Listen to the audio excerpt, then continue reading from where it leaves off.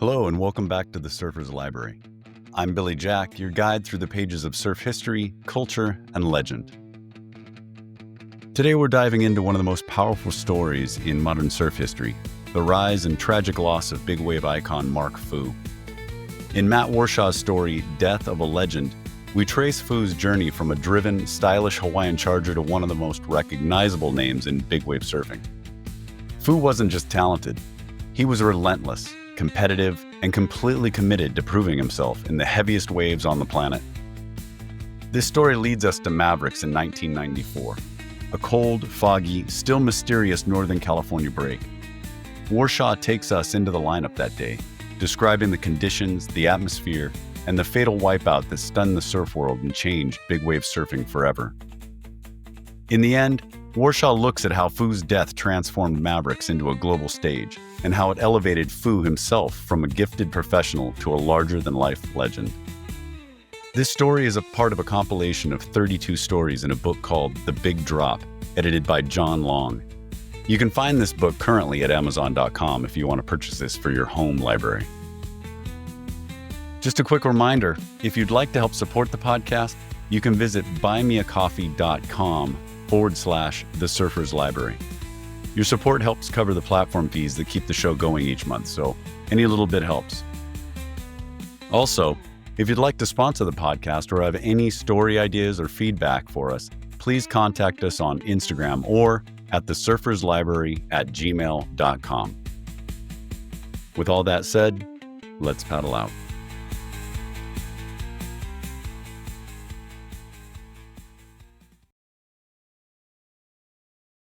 Death of a Legend by Matt Warshaw.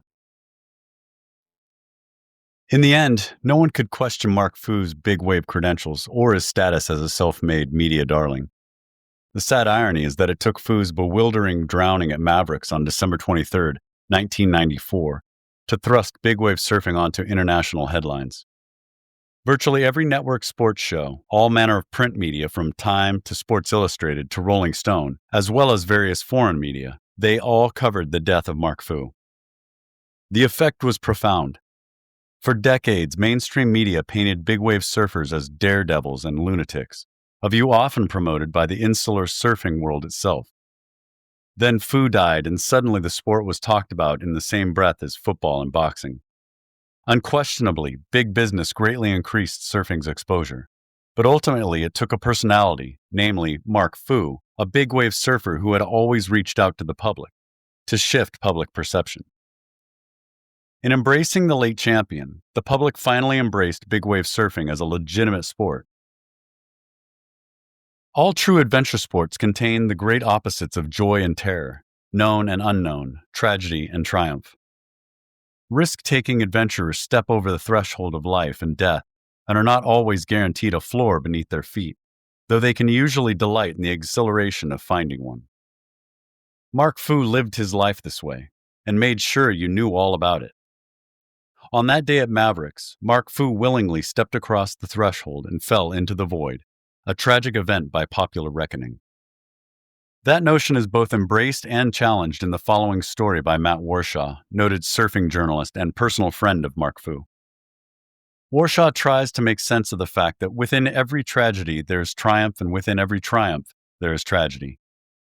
The mind balks at the merging of these seeming opposites, but the great waves roll on, and the Mark Fus of the world live to take the big drop. Mark Fu died surfing Mavericks on Friday, December 23, 1994, and that's as fixed as it gets. Almost everything else about the day, the many beliefs and opinions, remain in some state of flux and conjecture. How did Fu die? Drowning followed by head wound, or the other way around? Why did Fu die? Random occurrence or destiny?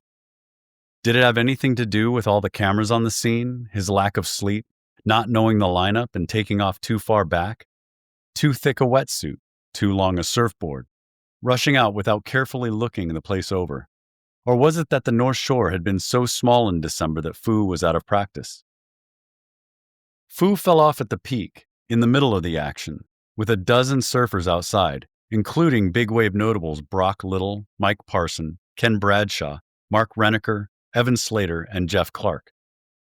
3 boats in the channel, 8 to 10 cameras and camcorders, and about 100 spectators on the beach and the bluff, plus a helicopter circling overhead. So how is it nobody saw him drift away to the south? Is Mavericks really as heavy as everyone says? Parsons escaped death, with Little just a few yards away in a struggle of his own, even as Fu was dying. Can we still say big wave surfing isn't really all that dangerous? Mark Sheldon Fu was born in Singapore in 1958. His father was a photojournalist for the U.S. Information Agency, a branch of the Foreign Service. Mark had a brother who was 12 years older and a sister who was 3 years older. The family moved to Honolulu when Mark was 4. He was raised as a culturally assimilated middle-class American, but remained mindful of his Chinese roots. He didn't learn to swim until age 10 and began surfing when he was 11. However, the following year, his family moved again, this time to Rockville, Maryland, just north of Washington, D.C. Mark was 12, and after 2 years of nurturing on the south shore of Oahu, his love of surfing had already developed into what he recognized as a true calling. Life in Rockville, however, was the heaviest situation he'd faced yet, possibly the heaviest situation he'd ever face: East Coast suburbia. Almost 150 miles to the nearest surf. 4 years to go before he was old enough to get a driver's license. He was miserable, says Charlene Fu Wagner, Fu's older sister. He'd have tantrums and fits. He'd lie on the floor and kick and scream. You know how intense Mark was. Well, he was intense back then, too.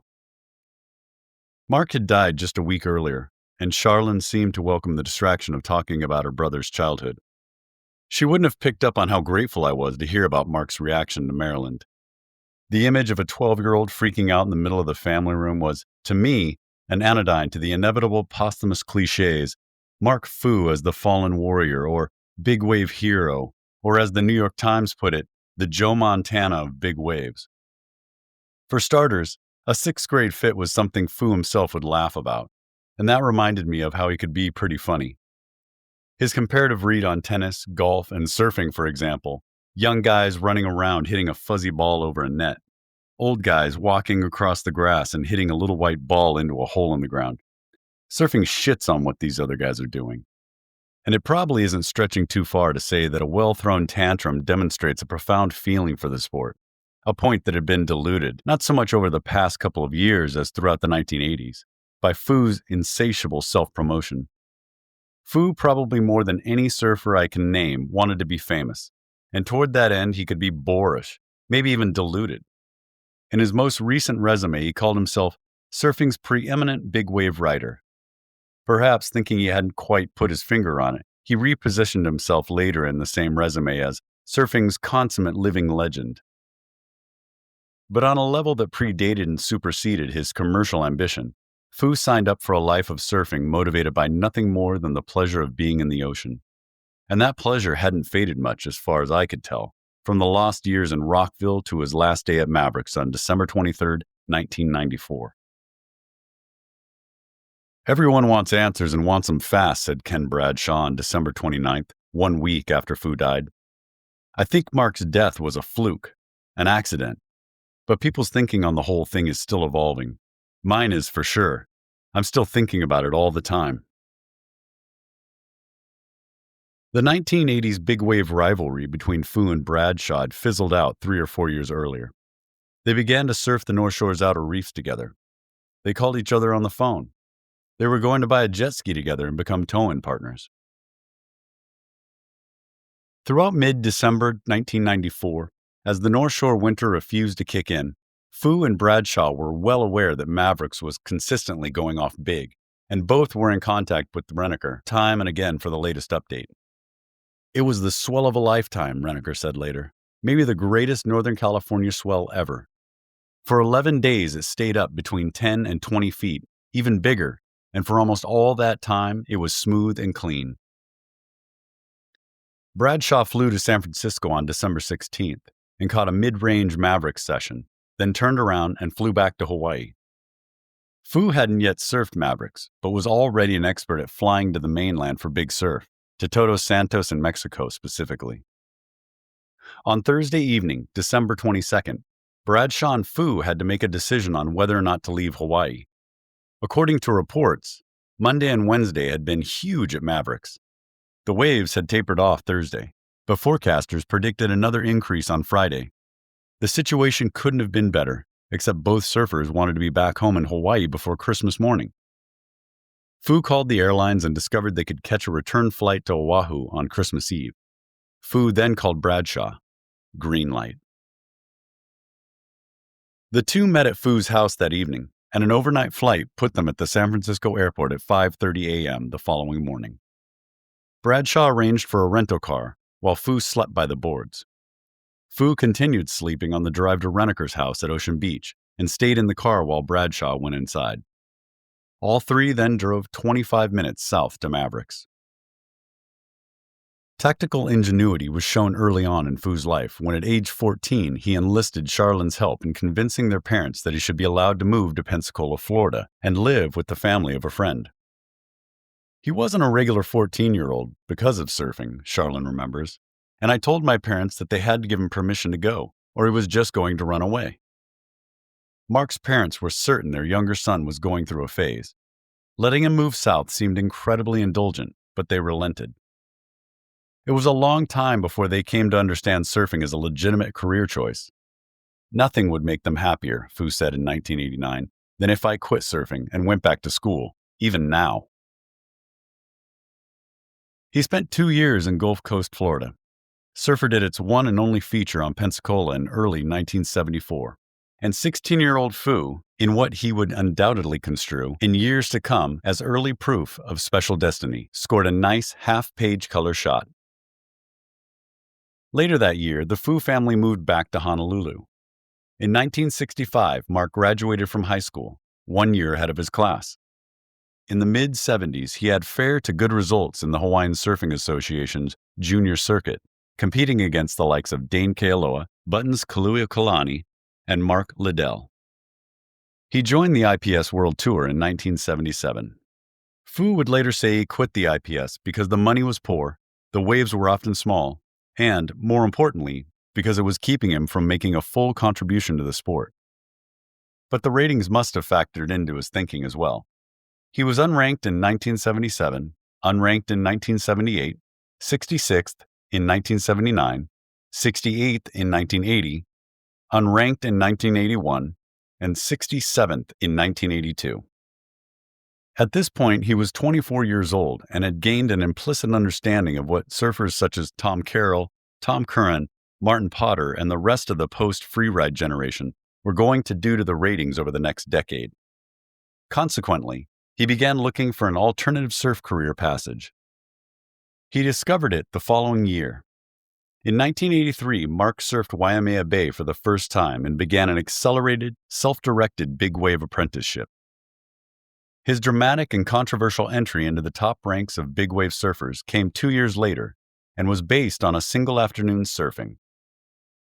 On January 18, 1985, Mark, James Jones, J.P. Patterson, and Alec Cook all dove under a Baroque Waimea closeout. Jones, through a calculus method known only to himself, pegged the wave height at 48 feet, breaking left across the middle of the bay. When they all surfaced, Mark was the only one who still had a board. The others swam in and were picked up one at a time by the rescue copter. Mark paddled back toward the point, caught a 30-footer, and got to his feet just as the wall went concave. He kissed off the edge, floated momentarily in space, then fell into the void. A long, horrendous deep-water wipeout followed. The helicopter moved in. Mark surfaced, reached for the basket, climbed in, and was ferried to the beach. A harrowing story. Mark wasted no time getting it down on paper and sending it out to the magazines. Ken Bradshaw, that same day at Waimea, had one of the defining sessions of his career and rode at least a dozen huge waves before Fu paddled out. As Ken noted later, Fu didn't even make a wave that afternoon, but it was Fu's account that went into circulation, and Fu, in the weeks and months to follow, who was lauded as the big wave hero. He'd hit the ground running.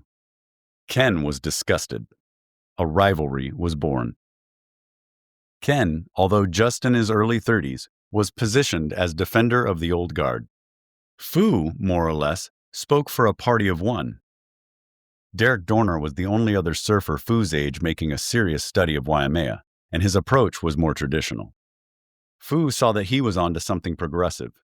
Bradshaw and the Waimea regulars, the bearded crew as Fu called them, saw him as insolent, brash, and garish. Both were right. Certainly the old guard was put off by his corporate attire in the mid-'80s, after Anheuser-Busch signed him and he turned up with a metal flake gold beard, framing a huge red and white Michelob logo. The metal flake silver Michelob Light model was, of course, for smaller waves. But Fu was doing a lot more than acting as company advance man at Waimea. He rode smaller, narrower, more performance-oriented boards. He wore a leash. He was one of the first, possibly the first, to ride Waimea on a tri-fin, all standard procedure today. He probably stepped over the line in 1987, as we taped an interview for Surfer when he said, "I don't think anyone surfs 20-foot Waimea better than I do in terms of performance." Part of me liked the audacity. Part of me was a little put off. I didn't necessarily believe in the Waimea Brotherhood, but Fu's qualitative remarks seemed untoward and disrespectful. On the other hand, as I sat on the point at Waimea on the afternoon of December 6, 1988, during the Eddie Aikau expression session, it occurred to me that Mark Fu, at that point in time, could very well have been the best at Waimea. It was a below maximum size, with just a few sets topping out at 20 feet. But Mark began by nailing the biggest wave of the day and finished by pulling into and very nearly coming out of a gigantic snaggletooth barrel. But nearly all the heavyweights were on hand, and Mark was plainly the standout surfer of the day. I flew to Hawaii in the summer of 1987 to do a piece on Bradshaw and Fu for Outside Magazine, and very much enjoyed listening to their barbed but never really vicious comments about each other. Fu: "To me, good surfing is making it look easy. Kenny's approach has always been a make it look hard approach." Bradshaw: "Just the way he warms up, this big public display like, 'Here I go, everyone. I'm getting warmed up now.'" In the early 1990s, the North Shore's outer reefs, not to mention the duo's looming middle age, created a middle ground where Bradshaw and Fu could become friends. No surprise. A few years ago, Fu told me a story about how in 1977, he'd broken both his surfboards one morning at sunset, and Bradshaw had lent him one of his. Bradshaw, too, in 1987, had a moment of near gentle reflection. I guess if you really stop and look at it, in 1977, I was sort of a toned-down version of Mark. Bruce Jenkins, in his book North Shore Chronicles, wrote that Fu almost always went surfing by himself. He's a self-described loner who neither seeks nor desires friendships with other surfers. "I guess I don't have many friends," Fu says, not at all bothered by the admission. But later, at Fu's wake at Mavericks on December 30th, Jenkins also noted that on the last day of his life, Mark Fu walked down to the beach side by side with Mark Renneker and Ken Bradshaw. Fu, Bradshaw, and Renneker arrived on the beach around 9:30 a.m. The water was a cold 52 degrees Fahrenheit, but the weather was unseasonably warm, and the morning offshore waves, primarily caused for dozens of mind-blowing wipeouts earlier in the week, stayed bottled up in the canyons. But the surf hadn't developed as expected. It was 12 to 15 feet, with an 18-footer every hour or so. The swell direction had gone west-northwest, a change from earlier in the week, when it had rolled straight north. The surf wasn't booming, but there was nonetheless a definite sense of event to the morning. More cameras and spectators than ever before, more famous surfers. Mike Parson, like Fu and Brock Little, had never surfed Mavericks. Parsons had flown up by himself from Orange County the night before and checked into a Half Moon Bay hotel. By chance, he met Evan Slater at the Mavericks parking lot. The two went out by boat and were in the water by 7:15 a.m. Jay Moriarty, Peter Mell, Josh Loya, Matt Ambrose, Sean Rhodes, and a few others arrived later. Jeff Clark was in the water around 9 a.m. Little paddled into the lineup shortly before Clark. broke his leash on his second wave, then swam into deep water to the south, all the way to the harbor jetty where he climbed out, looked for his board, and saw it drifting out to sea. He swam, retrieved, and paddled to the beach, a 30-minute tour altogether. There was mild rock damage across the bottom of Little's board, and he just switched to his second board and paddled back out when Fu, Bradshaw, and Renneker arrived. The visiting surfers were all somewhat disappointed by the size of the waves, but it was a nice consolation prize, says Little. Beautiful day, pretty easy for the most part. A good size to check the place out, learn how to line up, all that. Fu was overgunned on a 10.6 and briefly considered running back to the car about 1.5 miles round trip for his smaller board. Slater, who had put in career-making performances earlier in the week, was the only pro not feeling a little bit let down by the size. I really don't know if I was ready for another huge day. That morning, Friday, well, compared to the other days that week, it wasn't even close. I was relieved, actually. But even so, now and then a beast would steam in, and there would be a moment or two when you'd feel what the place is really like. 3 boats were in the channel, just a few yards from the breaking waves, and at least 2 photographers were on each boat. Contributors to Surfer, Surfing, and Surfer's Journal were either up on the cliff, in the water, or on the boats. At 10:30 a.m., a surfer photographer went up in a helicopter. The weather had gotten so warm that a few people watching from the cliff were going shirtless. The swell seemed to be dropping. The amount of time between sets increased, and there were fewer in-between waves. A 3-wave set moved in just before 11 a.m., and the biggest wave caught all the pros out of position too far to the north. Renneker lined up to the south, scored a long, beautiful smooth wall, probably the best wave of the morning. I had always thought Fu's reputation as a loner was a little overplayed. He only made as much small talk as he had to and was content with his own company, so he often seemed to be quiet or aloof. But if he felt comfortable with the person he was talking to and the conversation took a turn that interested him, Fu's reserve would vanish, his staccato delivery would be cranked up, and he'd become almost garrulous. Storm tracking, love, romance, and the single man, the outer reef visible from the window of his well-appointed house just west of Waimea, all were topics that could start him talking. He had greater depths than his multifaceted professional profile, his words, might suggest. The world outside of surfing interested him. He was able to connect with a wide range of people. I always thought it spoke well of Fu that the quiet and gracious Bobby Owens counted him as a lifelong friend. It's hard to say for sure if Fu was the first to create a sustainable professional niche outside of the world tour, but he was definitely in there with the advanced guard. And I'd argue that he and Jerry Lopez were the first real masters of the art. The party line was that Fu did what he did in order to create more public awareness and appreciation for surfing, but that was always a little hard to swallow. It's difficult to put his career in such purely altruistic context. Mark Fu's contribution to surfing was great, but rarely, if ever, was it disconnected from the sport's contribution to Mark Fu. One hand washed the other. But he worked hard and was never dissembling about his ambition and was right on the money when he said, "I'm trying to set a precedent for surfers to make a living within the spotlight, but outside of the tour." Brock Little's whole career, in fact, is loosely based on a pattern Fu had worked out long ago. 2 reasons for Fu's success are obvious. First, he was a great all-around surfer. Until Brock Little came along, Fu was the only top big-wave surfer who could shine in waves of any size. Second, he surfed well for the camera. His driving, high-speed crouch never went out of fashion in big surf, as the December 1992 cover of Surfer beautifully proves. And his surf media longevity, always as a contemporary act, never an oldie but goodie, was virtually unprecedented. He and Dane Kealoha were the only people to have surfer cover shots in 3 different decades, the 1970s, 1980s, and 1990s.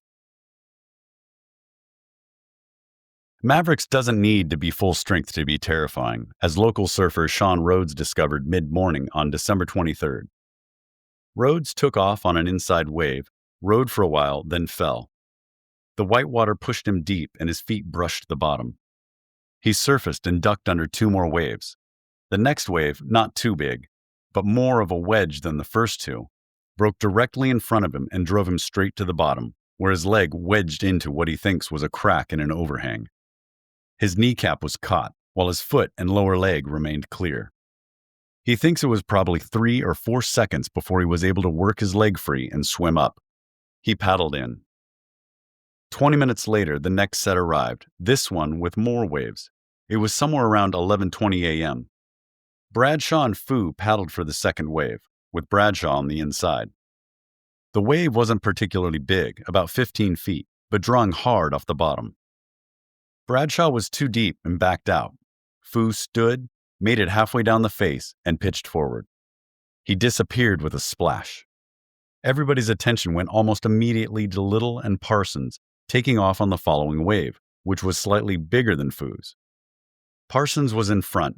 He was held up momentarily at the top, regained some forward drive, then caught his outside edge. He fell on his back between his surfboard and Little and was run through by a thick, boxy lip. Little carried on for a few yards, and then he, too, was snowed under by whitewater. The fourth wave in the set was equal to the one Little and Parsons rode, but it went unridden. 2 small waves followed. Bradshaw rode the 7th wave all the way across and pulled out near Mushroom Rock. He paddled back out, and photographer Bob Barber, on one of the boats, yelled at Bradshaw, telling him he was lucky he hadn't caught the wave that Fu had caught. Barber said Fu had eaten it and broken his board. Bradshaw kept paddling, sure that Fu would return as soon as possible on his backup board. At that point, people on the bluff began to notice that Little and Parsons were in trouble near Sail Rock. Sail Rock, about the size of a small moving van, is at the northern end of a 150-yard chain of rocks, mostly submerged, separating the Pillar Point Lagoon from the surf break. Mushroom Rock is at the opposite end, closest to the channel. Just to the south of Sail Rock sits a big, tightly clustered group of rocks, all of which are closer to the wave energy than the rocks just a few dozen yards to the south. Whitewater, particularly from waves that miss the outside reef and break farther outside, roars up, over, and around these rocks, then spills into the lagoon. Some people think this area is the most dangerous place at Mavericks. Jeff Clark was memorably stranded just to the south of Sail Rock in April 1993.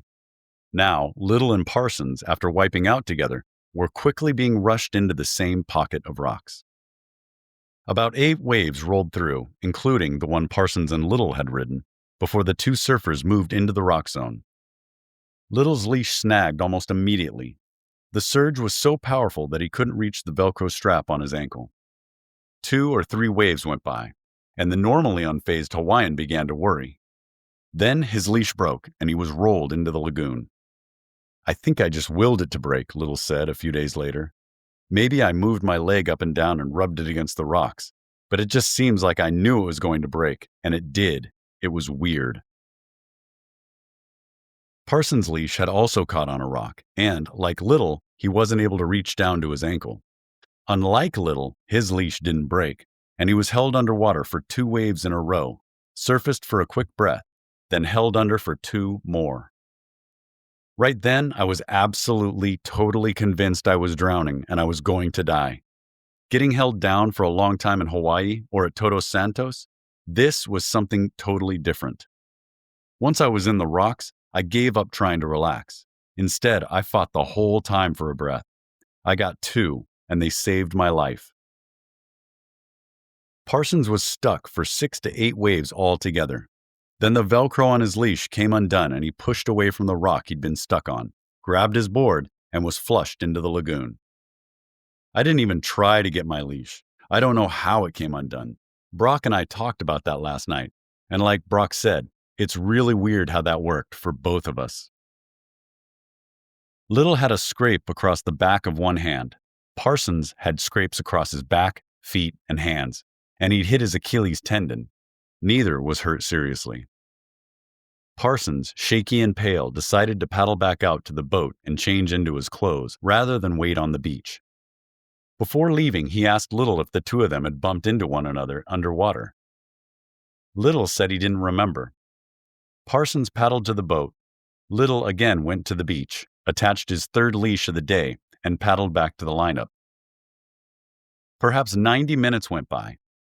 Bradshaw at one point wondered to himself where Fu was, then added up the long swim in, the jog to and from the car, and a conversation or two with people on the beach, and Fu's absence seemed accounted for.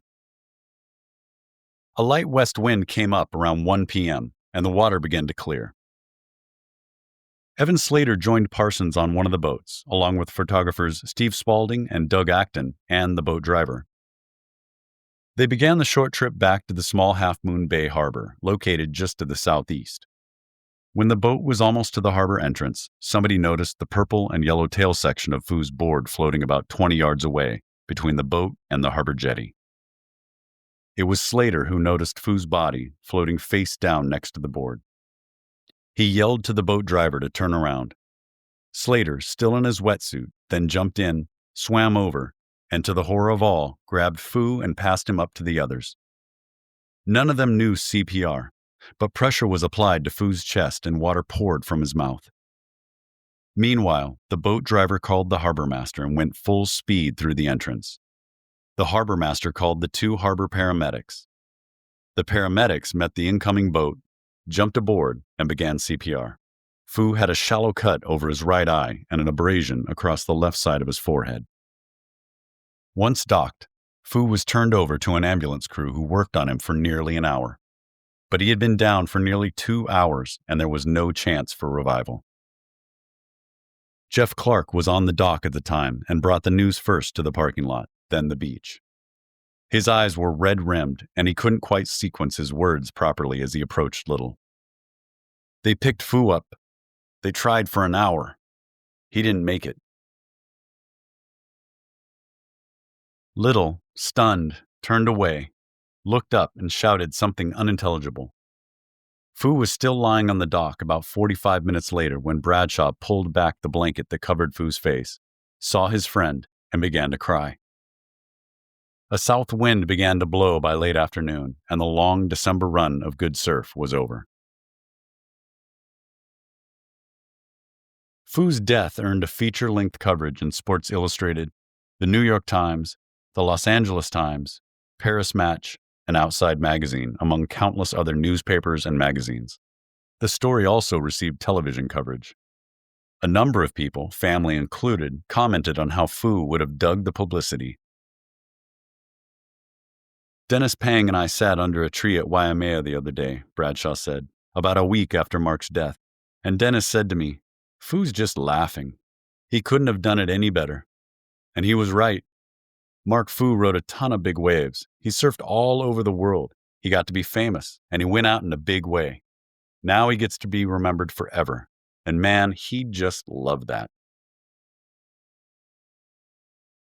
In the hours and days that followed, before people saw the videotape and photographs, nobody seemed to remember Fu's wipeout as particularly rough, by Mavericks standards at least. The film and pictures, however, tell the real story. Fu gets to his feet and assumes his usual low-centered crouch. The nose of his board lifts slightly, and Fu straightens up, presses the nose back down, and tries to reset his inside edge. No luck.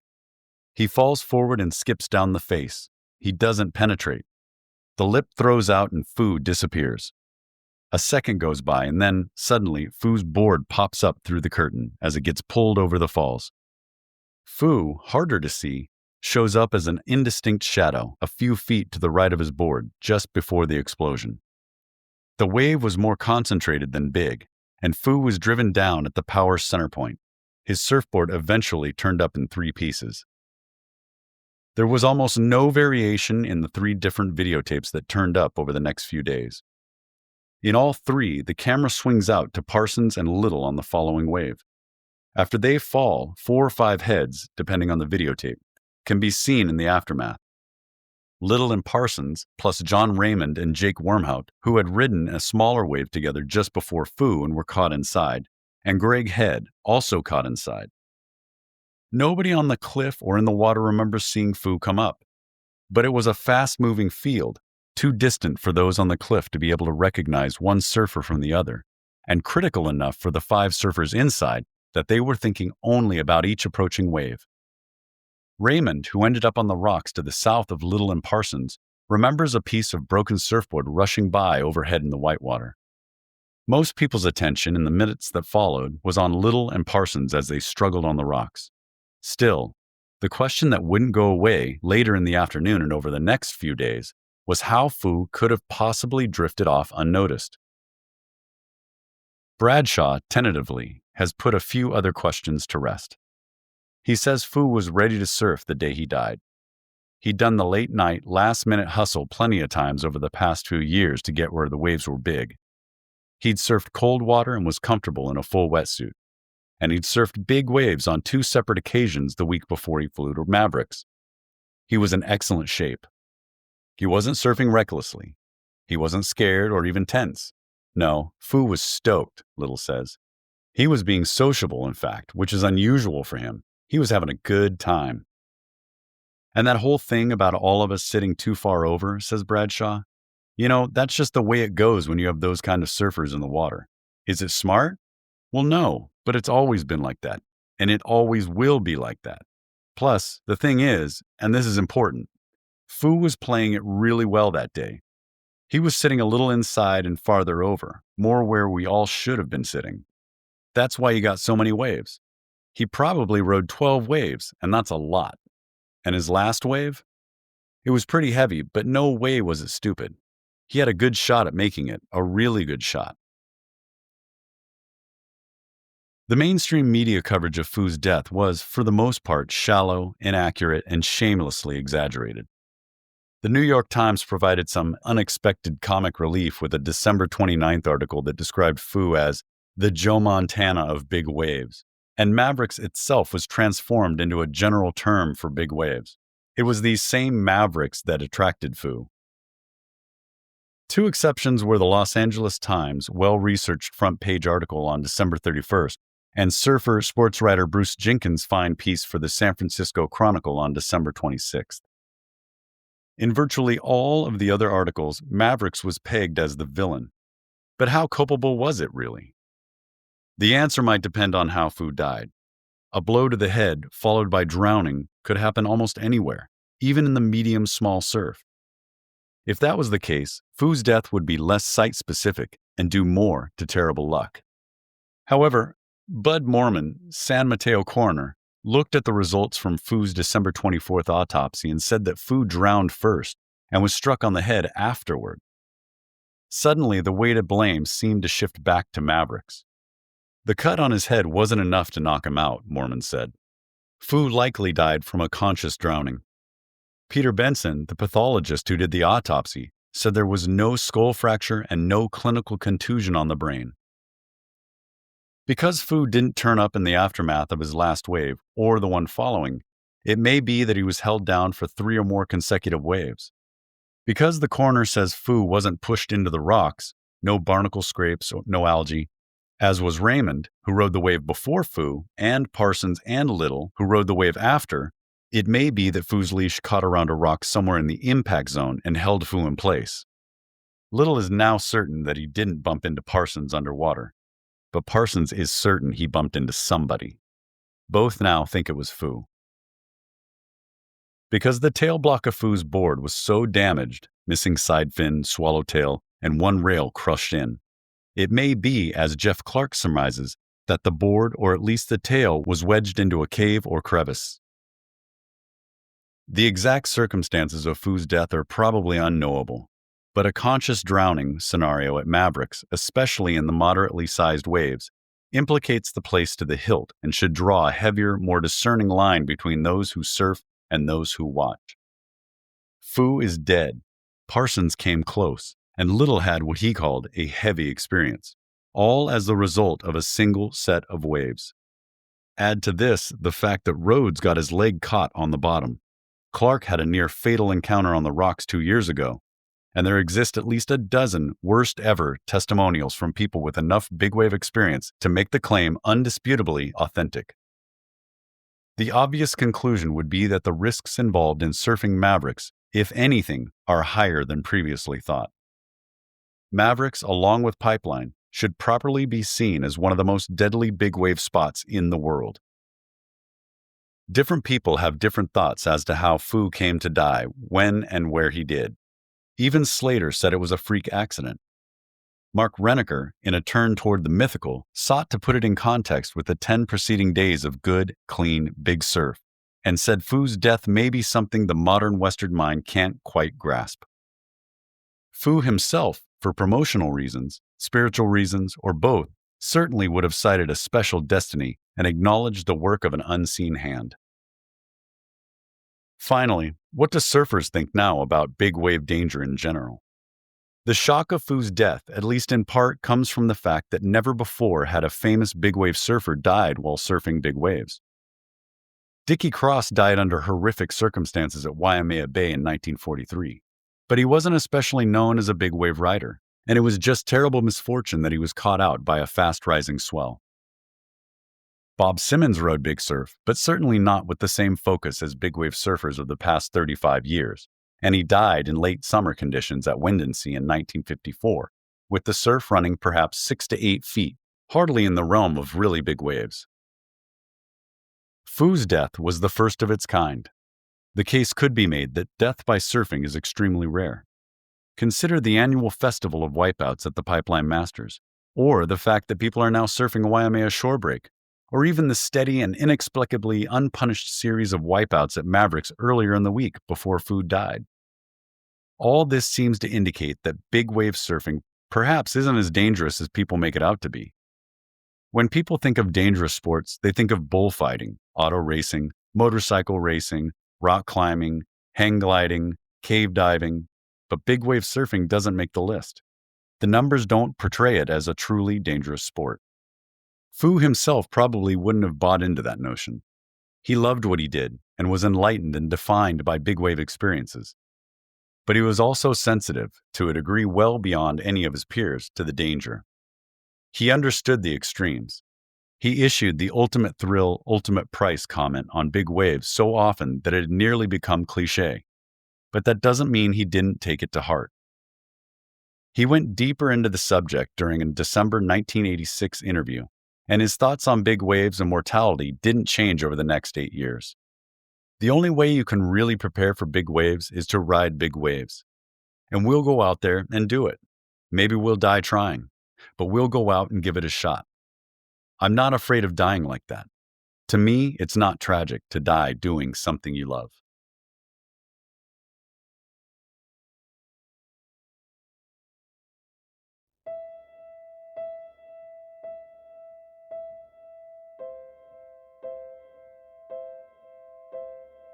Well, that's it for today's story, Death of a Legend, written by Matt Warshaw from the book The Big Drop. I hope that you enjoyed it and that you learned something new about the sport that we love and the amazing people that have shaped it. Mark Fu's story reminds us how thin the line can be between ambition and danger, and how the moments we chase in the ocean can shape our legacy long after we're gone. I also hope that if you like it, you'll take the time to share the podcast with a friend. Until next time, thanks for tuning in, and as always, keep your toes on the nose, your bottom turns tight, and your stoke high. I'll see you in the lineup.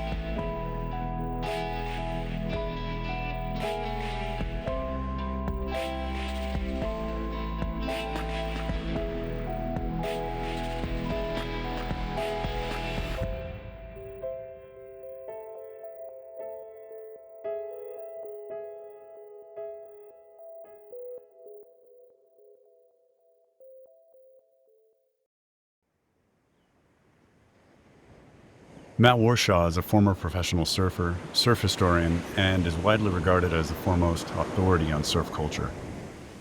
He's best known for The History of Surfing, a richly detailed chronicle that traces the sport from its Polynesian roots to its modern global presence. Warshaw combines deep research with a lifelong love of surfing, bringing clarity, wit, and insight to his work. In addition to The History of Surfing, he's authored several other influential books, including The Encyclopedia of Surfing, a personal favorite, Mavericks, The Story of Big Wave Surfing, Zero Break, an illustrated collection of surf writing, 1777 to 2004, and Photo, Stoner, The Rise, Fall, and Mysterious Disappearance of Surfing's Greatest Photographer. Beyond his books, Warshaw is the creator and curator of the online Encyclopedia of Surfing, a living digital project that continues to document the ever-evolving world of surf. With a sharp eye for detail and deep respect for the sport's heritage, he has dedicated his career to ensuring that surfing's rich and complex story is told, remembered, and celebrated.